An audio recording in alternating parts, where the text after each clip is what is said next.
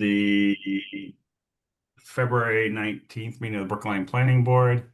Polly started to say there are two cases tonight. Before we get into those, though, first item on the agenda, as usual, are there any members of the board and then the public who wish to make comments on things not on the agenda? I will just offer there was quite a bit of chatter on the town meeting member listserv about us not taking public comment at yesterday's morning meeting. You can, I'm sure, catch that if you have access to the Let me just tell public you database of information. yeah, that at 3 o'clock that afternoon, Kara and I and Cameron met with Precinct 17 members. And they did have the opportunity to speak and express their frustration. You know, their biggest frustration really has to do with the fact that a warrant article can be submitted with 10 citizen petitioners. It used to be 100 citizen petitioners years ago.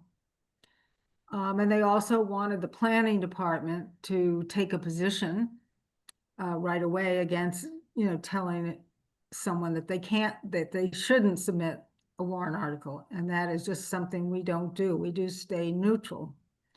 So we did tell them that we, you know, heard their concerns and that they would have time at the public hearing to express to you all their concerns. And we, of course, emphasized that you had received all their numerous letters, some of which were in support, although the majority of the letters were in opposition.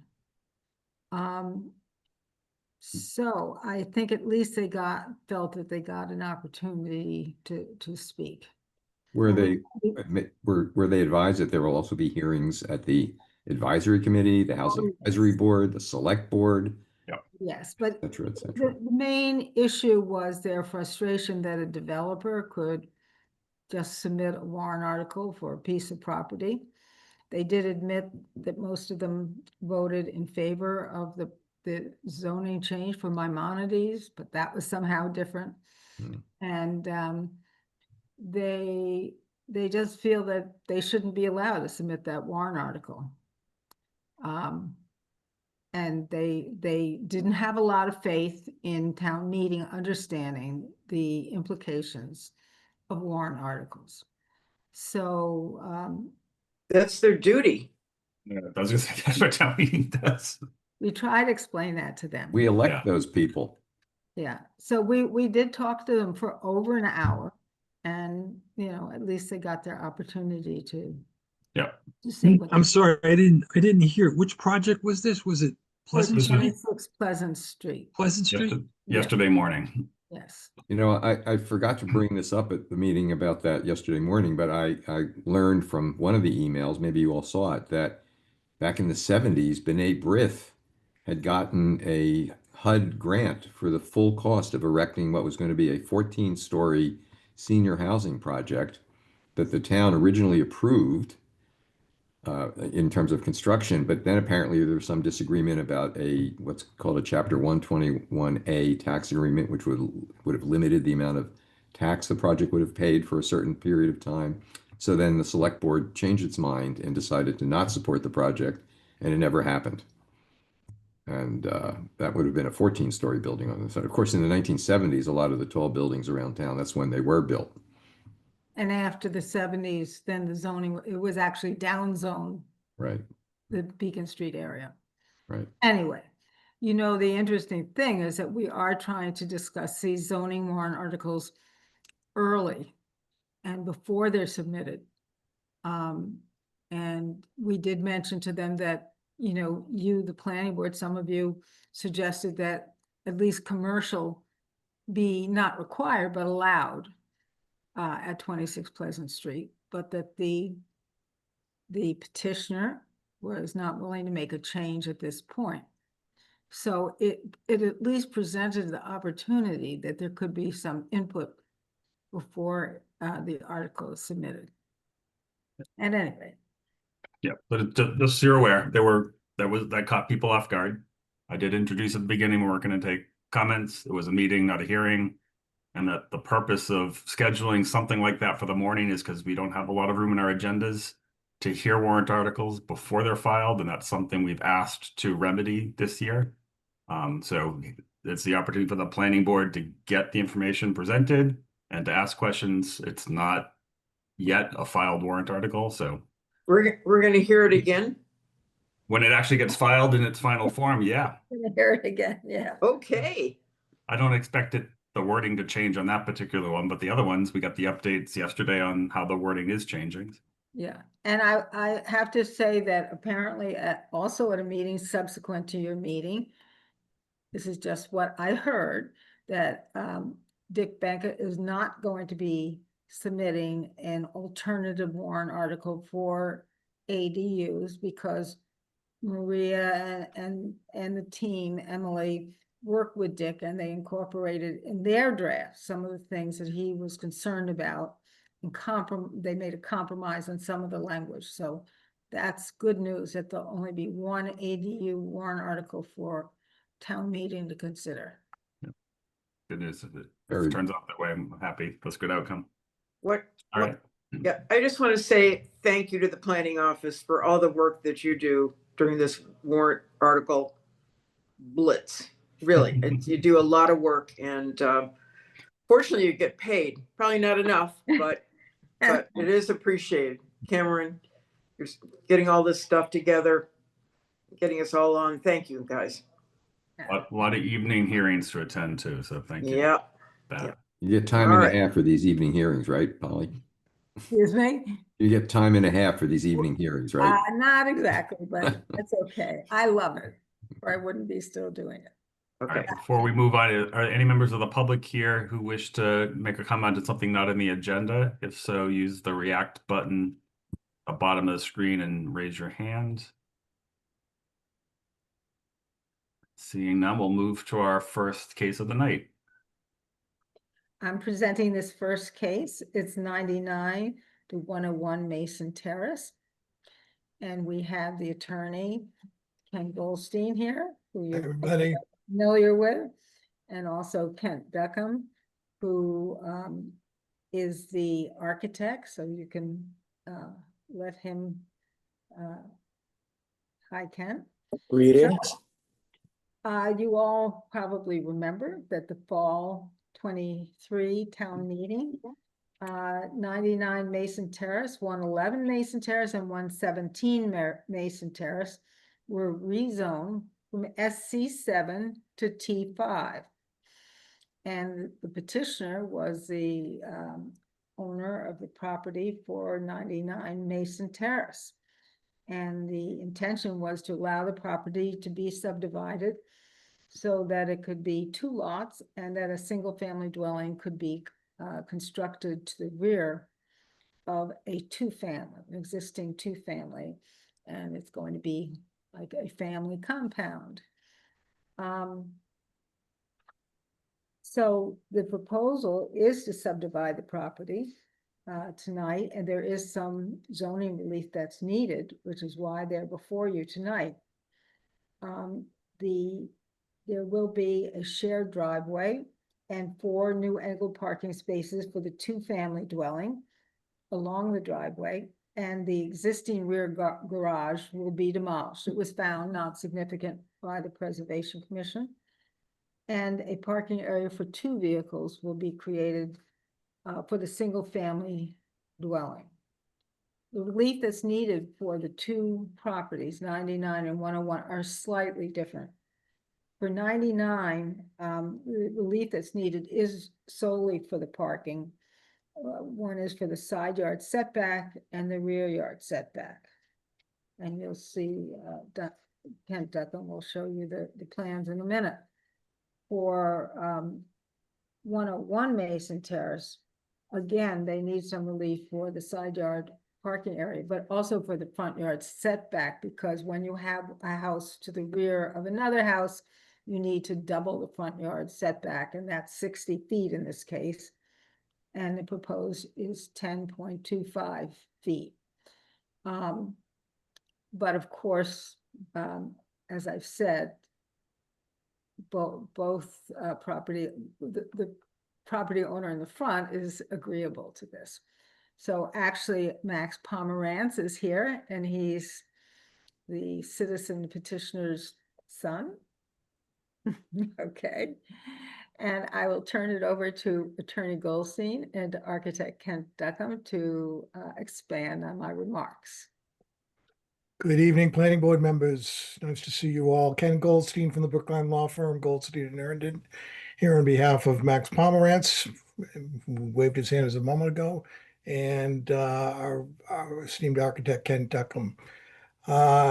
As Polly said, we are here for initially for an A&R plan, but also for special permits to allow the construction of the project according to the plans. And I agree with the relief as Polly has stated them. Basically, on both lots, we need relief from side yard setback requirements for parking area. And on the new lot 101, we need relief from the front yard setback for this pork chop lot. In both cases, the relief is available from rather simple and commonplace special permit, counterbalancing amenities being necessary, which will be in the form of landscape improvements. Also, we have to meet the requirements of the general requirements for a special permit under the bylaws, so section 9.05, which I will review with you quickly. The specific site is an appropriate location for such use, structure, or condition.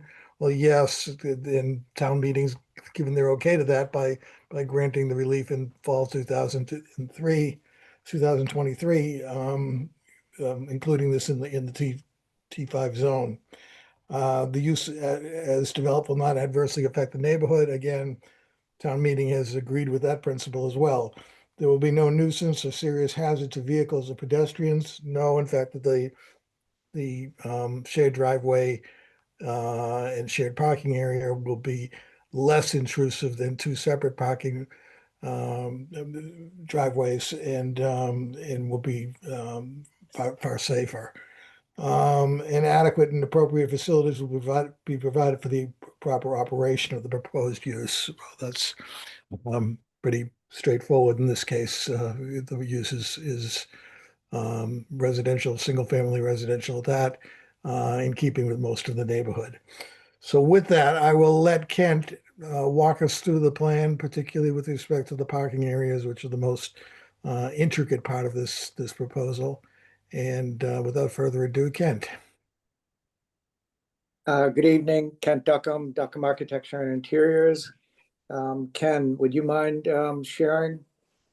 And it's always difficult on my tablet to make that work. I might be able to do it, but I might not. Give me 1 second, please. And while you're doing that, so there's 2 letters of denial from Paul Campbell. The first one for 99 Mason Terrace. The first 2 items are due to existing nonconformities of the existing house on the front of the property. It's in the side yard setback and it's in the front yard setback with a front porch. So those are existing conditions that Paul wanted to flag for discussion. We are primarily here asking for front yard relief for the rear lot so that we can actually have enough room on the rear lot to build a small house. But additionally, there's shared parking. There's an existing driveway, an existing established driveway that we would like to sort of formalize the parking on. There's a bunch of cars that park on off that driveway now, but we would make a legitimate parking lot. So when the plans come up, you'll see there's diagonal parking to the right as you view the plan, to the right of the existing house for the 4 parking spaces for the 2-family. Yeah, so that's the proposed subdivision right there that we're looking at. Can you make that a little bit larger, Ken? Yeah, I'm gonna try. Okay, just do the plus button up top. So that's a prepared subdivision and a footprint of the proposed house as well.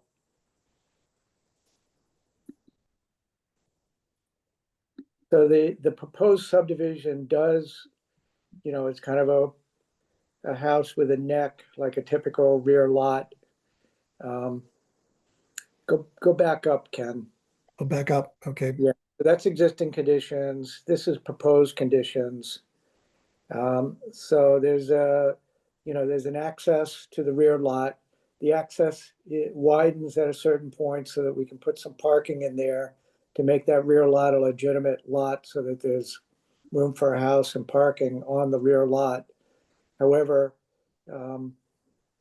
it's a family compound, so it's Max's aunt and uncle, niece and nephew, and Max's grandmother live in the existing two-family, and Max would like to build a small house for his wife and infant child on the rear lot, so it'd be a family compound. They would share the parking, share the property. Two houses on one lot was not available, so this is a subdivision to make two lots, so we could build a small house back there. So it starts with the subdivision, and then if you continue on, there's a more expanded version of the existing, which is that drawing right there. Of the proposed. So this is the proposed. It shows the 4 parking spaces to the right, the 2 parking spaces behind the existing building, and the proposed house. In Paul's denial letter, he cites some side yard setback related to parking. We subsequently, after Paul and before applying for relief, refined some of the parking so that we got out of the side yard setback with some of the diagonal parking over there. As you can see, we're outside of the blue line. And then as you continue down the driveway, there's 2 parking spaces in the back for the new house and shared garbage areas that are at the back. There's a lot of topography here. Maybe, Ken, you want to go up one page to the photograph so you can see what the context is?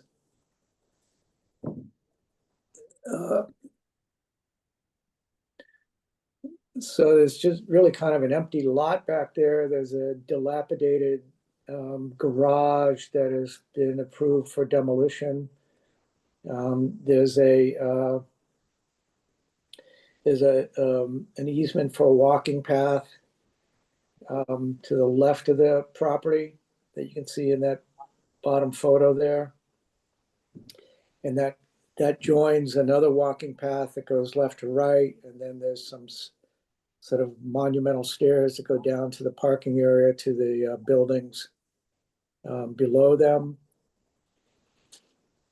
And there's a big retaining wall along the property line separating the parking for the apartment building to the rear. So there's a lot of grade change. So that's the real challenge, is the grade change. And it'll be challenging getting the open space, usable open space and landscape open space to work. But and we worked with Paul Campbell to make sure that we met the requirements here. In particular, the usable open space that was less than 8% slope. So that's kind of a complicated drawing that shows where the 8% slope is relative to the rest of the usable open space, but he did not cite that. So it seems like we satisfied his questions regarding usable open space. So really, it's a project that comes down to approving a 2,500 square foot house when 6,200 square foot is allowed on this lot. So it's just a small little house that we're kind of treating like a little villa in the back there.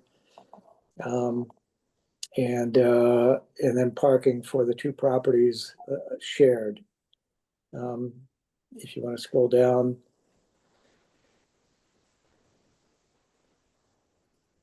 Or different plan, Kent, or We can talk about the house. There's, zoning chart right there. That zoning is for the existing property and then for the two properties as they're subdivided. We're well under all the requirements for the new lot, which is called 101 Mason Terrace, if you scroll down slightly. Both lots are in full compliance for square footage. The existing house is existing non-complying. The proposed house will be non-conforming for front yard setback as we go into what's required there is a 30-foot front yard setback for the rear lot. And we're proposing a 10-foot setback for the rear lot in order to make room for the house. And then there's, and the rest of the denial had to do with parking. So really all we're asking it for is relief on the front yard setback for the rear lot, which is allowed by special permit per the article in the zoning. So existing or proposed house is just a modest little house for Max and his family. That's the front elevation as seen from Mason Terrace on the bottom, and then the other elevation there, Ken, if you want to scroll to the right a little bit, shows the topography so that the rear of the house is completely above grade. If you scroll down to the next drawing, you'll see the rest of the elevations. The other side that's near the easement walkway and the back of the house that's facing toward the rear. The property is basically surrounded by multi-story, multi-tenant brick buildings, big buildings. So this will be a little house, kind of a little jewel in the middle of all these big structures. So we're treating it as a kind of simple structure, just simple hipped roof, simple volumes. We have some cantilevered balconies and cantilevered front entry because we don't have a lot of room to touch down in those areas. That should be enough. I mean, it's a cute little house, but you're right. We're really just talking about the setbacks. We're just talking about the front yard setback primarily. Yeah. Could you maybe and just then put shared back parking scenario. the site plan that has the setbacks illustrated, the one with the color blocks? Yeah. That one has the usable open, but I think the next drawing up is probably a little clearer for what you might want to see. Ken? Yeah, that one. Oh yeah, you're right. Sorry. So there's some retaining walls around the existing garage, which you can kind of see dashed in there where the two parking spaces are. So, obviously we require some retaining walls, and we've done our best to kind of minimize that as best we can. But there's some existing retaining walls that we tie into for the 2-car parking space. And there's a little bit of a retaining wall required around the last space of the 4 diagonal spaces. Yep. You come to the end of the driveway and down some steps, do a landing, then into the house, and then the house goes down a full level to a small walkout area in the back. We show Did a you lot of show a landscape plan? I apologize. Sorry, didn't mean to interrupt. Did you have a landscape plan in the package? We don't have a landscape plan yet. There's one in the works, so we will have it when we for counterbalancing amenity when we need it to file for a building permit. Yeah, there's that. There's also to comply with the tree bylaw, you're taking out quite a few trees that will need to be. We are working on that, Yep. yes. We're well aware of that. So, yeah, there'll have to be some tree protection and tree mitigation. The big part of it. And when you put the warrant article together to go before town meeting, did you have this plan kind of mapped out? You knew that these were going to be challenges to getting everything to fit on the site at the time?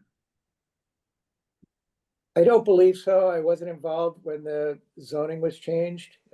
Max or Polly could maybe answer that. But it's definitely challenging. No, that it wasn't worked out completely. I think the hope was that they could actually comply with zoning when they did it. But when they submitted the plan, which was gone over in very great detail by Paul Campbell in the building department, it was obvious that they would need relief in order to meet the setbacks. I appreciate how much stuff you're putting onto this site. Part of the challenge is you're trying to put 6 parking spaces on the site, right? That's one of the maybe too much stuff for this site to handle, but you've managed to kind of minimize what you're asking for in terms of relief to make 6 cars acceptable. They're already parking 6 cars on that site. Yeah, this is And memorializing it. Yep. Yeah, so, we're trying to get it organized and make it make sense. Well, Also, if you look at that drawing right there, at the very bottom, there's a little kind of trapezoidal space in blue. That's actually the building footprint or available space to put a building in based on all the setbacks. So yeah. didn't have really anything to work with other than going into the front yard of the rear lot in order to get any kind of house in there. No, I think you and your team have done a good job fitting everything on the site. If you're okay, we'll go around to planning board members to get some comment and then see if we can come to a quick decision on this. Mark. Yeah, Polly, can you clarify if you can use the setback area to count as a usable landscape space? Usable open space? Well, usable open space has to be 15 feet by 15 feet in dimension. And yes. I What, do count- believe you that can count the use setback? Yeah, Area? yeah. Front yard also? Not well, The front yard's only 10 feet, so we don't get to the 15. But if you look at the next drawing, if you want to scroll so slightly, you'll see the usable open space. So for the rear lot, the kind of beige color is the usable open space numbers.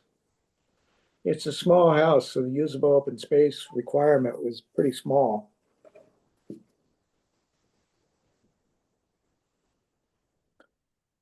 But you still didn't answer my question. It's just a No. question. It's just a question. And the question is, can you yes. the count answer is yes. the area in the setback as usable open space or Yeah. landscape space? Yes. Mark, there's nothing to the contrary. Pardon? There's nothing to the contrary in the bylaw. Okay. Except if you were in an M zone, you're not allowed to use the front yard. Oh, right. In other zones, you can use the front yard. Okay, Steve. Thanks. So, couple of questions. When this was rezoned into a T zone, you could actually, in theory, put 2 units on this new lot that you've created, right? That's Correct. correct. And it actually looks like, even though this house is small, the basement level looks like it actually could be a separate. Well, it's got a living area, kitchen, bathroom, bedroom, and an office. So it looks to me like you could legally, I think, have that as a separate unit. And also, because it's under 900 square feet, it could also be registered as an ADU, which might be, whether or not you're already thinking about that, something you could think about. It could be an au pair unit or a in-law unit or whatever. Those are, I don't know whether that's part of the thinking long range as this family compound. So so is that anything that you're actually thinking about down the road? Not really. It's a 2,500 square foot house for Max, his wife, and his young child. Mhm. So and they, they're going to have more kids, so they want to grow into this house Okay. and be close to the rest of their family that's in the front house. There's no intent to do that, but you're right. I hadn't even thought of it that way. It is kind of a nice little ADU, but we're not taking any credit for ADU square footage or anything. Okay. We're allowed to build 6,253 square feet of building And you're well under it. based on the T5 zone, 1.0 FAR, but we're only building 2,523 Yeah. square Okay. feet house. Fair enough. Steve, this So- is not an attempt to hit a zoning home run whatsoever. Okay, And, so my other thought is about the parking. I see you've managed to get it out of the 5-foot side yard setback, but and I know Mason Terrace is not a particularly busy street, and I myself back cars out of my driveway onto an also not busy street. But I'm wondering if you could those angled parking spaces, if you straighten them out so they were perpendicular to the driveway, and I think you would have room to pull them, push them closer to that setback without getting into the setback. If they were turned perpendicular, you might be able to set it up so that cars could, make a T and pull into the street frontwards rather than backwards, if that would be of any use down the road, so to speak. Kent, is that something that we tried or? No, we didn't consider it like that. It's not a very steep angled parking, so you could presumably, back out and get out correctly. It'd be a lot easier if it weren't, angled Yeah. this way, but just a thought. I mean, if this works, great. Doesn't And I know really- Paris yeah. is not busy, I particularly. have to say, honestly, that's kind of the way it is now, so I just sort of went with it. Mm-hmm. There's cars parked like that in that area now. Mm-hmm. Well, that would be my suggestion. Take a look at doing them perpendicular and maybe making it and setting them away from the edge of the driveway so that there's actually a little bit more room to maneuver and go out frontwards. Those are my thoughts. Steve, Thank would the you. other board members be okay if we let Max respond as the owner? Sure, Sure, not a problem. sure. No problem. Go ahead, Max. There we go. Thank you. I thought, Kent, when we looked at that, there were two concerns. The first concern is we turn them blocking the egress because it needs to go through the center artery driveway. And the second concern is the front yard, right, which is this open space playground area that I used to play as a kid, right? We're trying to maximize and maintain that. That's where my grandmother goes to hang out. She's 102. So we didn't want to turn them over and reduce the size of that yard as well. That was another consideration. Yeah, that's a good point. So that was the exercise, was to condense the parking and make more open space in the front of the lot. They already have compromised, parking situation. I think they're used to doing that now, to getting in and out of there now. I'm not sure that they're backing out. Okay, all right, that's fine. I guess one other thought is, since the parking for the two-family unit is partly on the new lot for the single-family unit and vice versa, are you going to have formal easements so that cross easements for the parking? Yes. Okay. Ken can answer that, but yes, we've discussed, he'll prepare the correct plan for that. Yeah, We we just- have a condition referring to that. Okay. On my to-do list, Steve. Okay. Thank you. Linda, do you have any thoughts? No, I appreciate the comments that were made already. and I do compliment Mr. Duckham on he creates very sweet houses. They really you do proportions right, window sizes. It's a treat because we don't often get that, and it makes our job a lot easier. That's nice to hear. Thank you. I had a similar thought to Steve's when I was looking at it. It's like you may not be thinking about a separate unit in the basement now, but if you anticipate where a door might be put, when the kids go off to college, that could become an income unit. So plan how you would get into it without having to go through the house. That would be my only advice there. Okay, I think we're generally in support. I'm going to move to make a motion to You approve. want to see if there's any public Yeah, comment? but also I have a question. There's nothing in there are 6 conditions. None of them talk about a landscape. Oh, no, you do. I see it. There's a landscape plan coming. Okay. Thank you. A lot of conditions on this one. All right. A good reminder. Are any members of the public here to speak about this project at 99 Mason Terrace? If so, please use the react button at the bottom of the screen, raise your hand, and we will make you a presenter. David Cicerone. Cameron will promote you. Hey there. I think I'm off mute. Is that right? Yep, we can hear you. Hi, how you doing? I live at 97 Mason Terrace, and I know this might be a topic for a future meeting because we've been talking about the landscaping a lot. I'm obviously just concerned about the trees in the back and the landscape looking out the windows of my building and not being able to see them and just making sure that we're preserving as many trees as we can. But Thank I don't you. know if that's something that we'll talk about at another meeting or if that's not even a public agenda item. So there wouldn't be a meeting for that. One of the conditions of approval would be that they would develop and submit for approval to Polly, not the full planning board, a landscape plan. And as part of that would have to be compliant with the tree protection bylaw. So for whatever number of trees are removed, the diameter of those trees determines the amount of new trees you need to plant. Max is shaking his head. So I anticipate that there is awareness of that. But Cameron, could you give Max opportunity to speak again? You can unmute. Thank you. Hey, David. Good to Hey, hear Max, from how you you. doing? I don't think we've met. No, but it's a pleasure to hear from you. Yeah, you too. So as a gardener and lover of plants, so we're working with a wonderful landscape architect on kind of a redesign as we kind of put this building here. As you know, there's going to be all the trees will remain on the side. So you're going to get that beautiful kind of forest feel. That's not going anywhere. It's just the back that we're working with.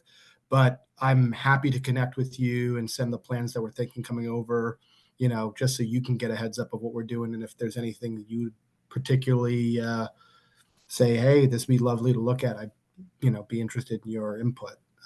But Yeah, we're going to I make would it love to see that. beautiful. And we're obviously going to make sure that everything is nice and green, not just for you, but also for Of course. my mother's here. And she really wants to make sure that same forest feel is there. So. Okay, great. Yeah, I'll try and connect with you after. I know John has your contact information, so Yeah, I am curious about fabulous. that. Thanks, Max. Of Thank course. you, Max, and thank you for the question, David. Any other members of the public here for this case? All right, if you're okay, I will make a motion. There are 6 conditions. We'll take a minute to read them all. So planning board recommends approval of the site plan prepared by Dennis O'Brien, professional land surveyor, dated August 29th, 2025, and the architectural plans presented by Kent Duckham, last dated December 18th, 2025, with the following conditions. Number 1, prior to the issuance of building permit, the applicant shall submit a final site plan prepared by a registered engineer or land surveyor, subject to the review and approval of the Director for Regulatory Planning. Condition 2, prior to the issuance of building permit, the applicant shall submit final floor plans, elevations for the new single-family dwelling prepared by a registered architect, subject to review and approval of the Director of Regulatory Planning. Condition 3, prior to the issuance of building permit, an A&R plan indicating parking and driveway easements and in accordance with the site plan shall be submitted to the planning board for endorsement and recorded at the Registry of Deeds. Evidence of the plan's recording shall be submitted to the Director of Regulatory Planning and the Building Commissioner. Condition 4, prior to issuance of building permit, evidence of the recording of the parking and common driveway easements at the Register of Deeds shall be provided to the Director of Regulatory Planning and the Building Commissioner. Condition 5, prior to issuance of building permit, the applicant shall electronically submit a final landscape plan, including all retaining wall heights and materials, subject to the review and approval of the Director of Regulatory Planning, and counterbalancing amenities may be executed in accordance with the approved plan. And condition 6, prior to issuance of building permit, the applicant shall submit to the building commissioner for review and approval for conformance to the Board of Appeals decision 1, a final site plan stamped and signed by a registered engineer or land surveyor, and 2, a final building elevation stamped and signed by a registered architect, and 3, evidence that the Board of Appeals decision has been recorded at the Registry of Deeds. Do I have a second? Second. Thank you, Linda. I'll do our roll call vote. Linda? Yes, aye. Mark? I, Steve? Aye. And chair votes aye. So all 4 of us. You Thank you, board members. Appreciate it. Stay warm. Thank you all. It's a nice project. Your time this evening. Appreciate your comments. Hi. All right. And our second one, which must be what everyone else is here for, is 119 Hyslop Road. So the applicant for 119 Hyslop Road is proposing 3 additions to different sides of the dwelling. They're 3 separate additions. They're proposing a new staircase on the rear side of the dwelling that extends from the basement to the 2nd floor, an extension to the hallway area that connects the house to the garage, which will add a washroom to the existing mudroom on that side, and then an extension to the building in the front that extends from the basement to the 2nd floor, which would expand the kitchen on the 1st floor and add a bedroom on the 2nd floor. They're seeking relief for FAR and the rear yard setback. Although they're only increasing the FAR, they're not increasing the rear yard setback at all. Both of them are pre-existing nonconformities, so they're seeking relief under MGL Section 6, so without a counterbalancing amenity. And with that, I will pass it on to Bob Allen, who's representing the case. Thank you, Cameron. For the record, Robert Allen, 300 Washington Street in Brookline Village, here representing the owners of the house, Paul and Sandra Edgerly, who's lived there for approximately 30 years. Mike McClung from Shope, Reno Wharton is our architect on this. Cameron went through the additions. I'll say 2 out of the 3 aren't visible, but I'll also say, I think this is my 6th project with Mike and his team. Mike and his team at Shope, they do some of the best work that I've seen. I mean, he's no Kent Duckham, Linda, but they do a wonderful job as far as integrating the design with the existing building and with the streetscape in the neighborhood. They do this whole thing by looking at the neighborhood, and I can't say enough about Mike's work. He does a great job, and I know this will be a great job. And with that, I'll turn it over to you, Mike, and you can walk the board through it. Wow. Thank you so much, Bob. That's really nice. Is my mute off? Are you guys hearing me? Okay. Yes, we are. Wonderful. Thank you very much. I'll share screen. I'll try to anyway. I'm usually at a very well-equipped office, and today I'm in my kid's mudroom, which is why it's blurry, because it's a disaster in here. So we're talking about this house, which is a stately and lovely old Georgian home. It's not a small house. It rambles in a couple different directions with some various additions from years past. However, in the way that some big old houses do, it doesn't have some square footages in a place where we wish they were. So what we're talking about doing, go to this drawing, and I apologize, for some reason, this particular drawing takes a little time to load up on the screen. Give it just a second, and it's going to restart as I.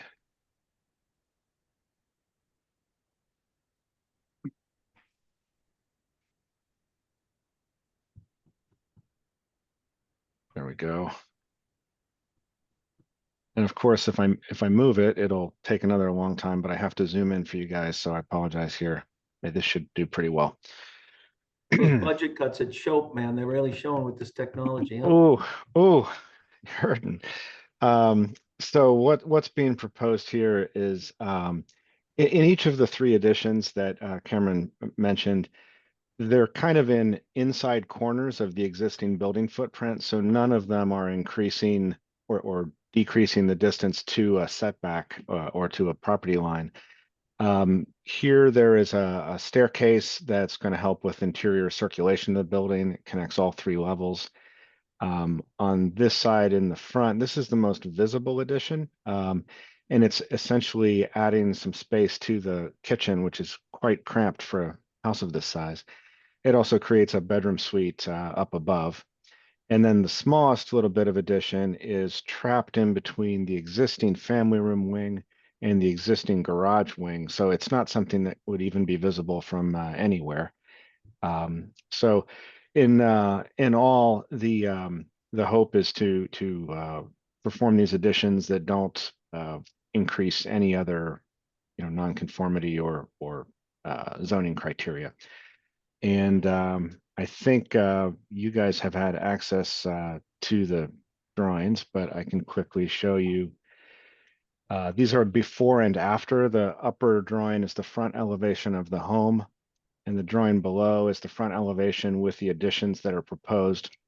This is that kitchen volume here in the highlighted in yellow, and the bedroom suite up above.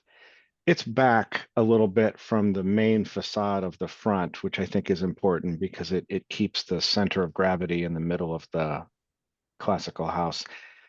We're also proposing a few small tweaks, like providing a little bit of porch coverage over the front door. And this was became obvious that was needed when I waited for 10 minutes in the pouring rain for Sandy Edgerly to open the front door for me. And I thought they need a porch here. Then on the second sheet after this, there's more happening in the rear of the house. There is a staircase volume here highlighted in yellow, and that's going to help a lot for interior circulation. This is the little washroom addition in between this family room block and this garage block. There's an existing staircase here that needs to be moved because of the new interior stair. So this is an exterior terrace staircase that takes you from the swimming pool level and the back of the property, which is quite low, upstairs to the terrace level of the main house. So that's just a really almost a landscape item, but it needs to be there for circulation around the property. And I really think that's the big picture. I can go into more detail, but maybe you guys can tell me if you need that or if this is a good summary for you. That's a good summary, very clear drawings. I've one question just on a note on P220 is the sheet number. Okay. It just says proposed library balcony. That's not part of the scope of this work that is proposed? Oh, that's this yellow balcony right here. We happen to already be on a sheet that shows that. So inside these proposed French doors is an existing library.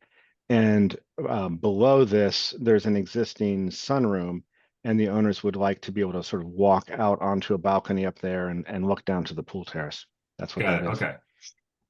It's an existing roof turned into a... Correct. Okay. That's right. Exactly. So there's no increase in footprint or FAR there, just an amenity. Okay. I don't personally have any questions. As I said, it's pretty well documented. Other members of the board, Steve? I just have a little comment. I learned something looking at these plans. I had never seen a Stüberl. It's a space on the first floor. I studied German way back when. I know that a Stube is a room, but Yes. it's a little digging to find out that a Stüberl is a room that's expressly designed to exude an air of Gemütlichkeit. Maybe, Oh, wow. Celebrating Oktoberfest, and whose idea was that? Okay, I'm delighted that you asked that question. So this is the second property that we've helped the Edgerlys with. And the first one was a new home in Jamestown, Rhode Island. And in that home, Mrs. Edgerly asked us for a Stüberl, and I didn't know what it was at all. So I had to do my own research, just as you have done. To her, at least, it's like a big banquette that's very cozy, a place where family can gather for a meal that's not a formal table.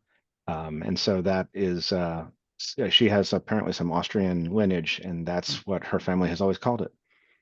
Well, we both learned something. So Yeah, it was pretty I was cool. also Yeah. amused by the Yeah. addition of a snack bar between the wine cellar and the theater. You get your Yeah. wine, you get your popcorn in the snack bar, and then you're in the theater. So, And you're in good Very shape. nice. Yes. Thank you.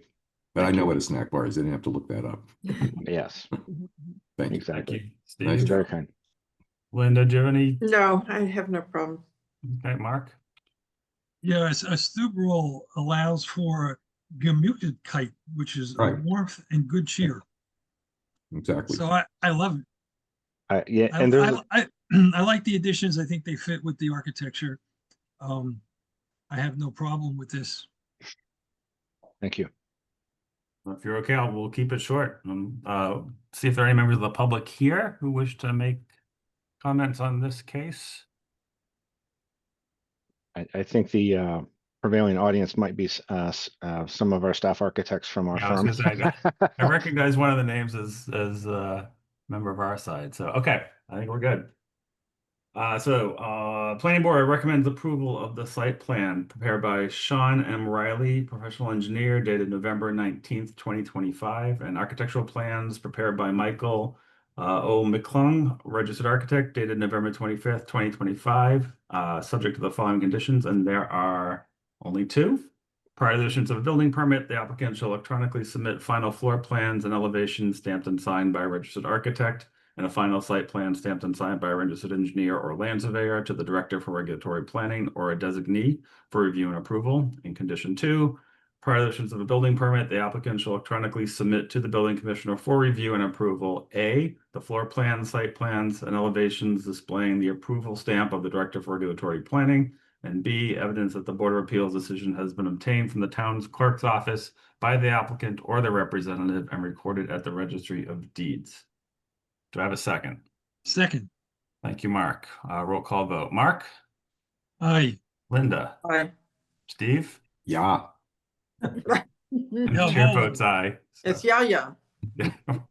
you're all set. Thank you very much. Thank Beautiful you all very project. much. Thank you. And Bob Allen, I think next time maybe I will start and I can talk about what a great attorney you are for a while. And then after They that, know better. They know better. You're They know better. hilarious. Well, thank you very Thank much, you all. board. Have a wonderful evening and we appreciate the help. Take care, everyone. Okay, I think that's it. The short one tonight. That was good. Now we could take a public comment on. Now that I see Kent is still on, I think Kent, you could have probably handled that project yourself, but those guys from South Norwalk, Connecticut, they're the go-to people for the hedge fund billionaires as well. Yeah. And didn't they do John Henry's house? That last house, I was like, where is Hyslop Road? I've never been to this part. Well, you know, Pretty sure, that no, house it's up